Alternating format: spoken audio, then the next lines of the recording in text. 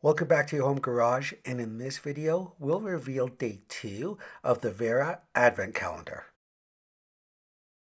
So far we have the tool holster, or as Wera refers to it as, the wand halter.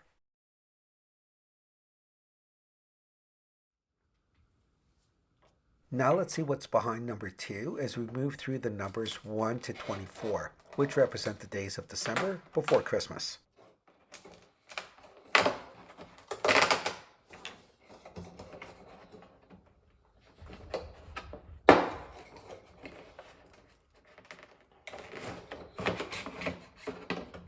And what we have is the Wera L-shape hex number 8 key.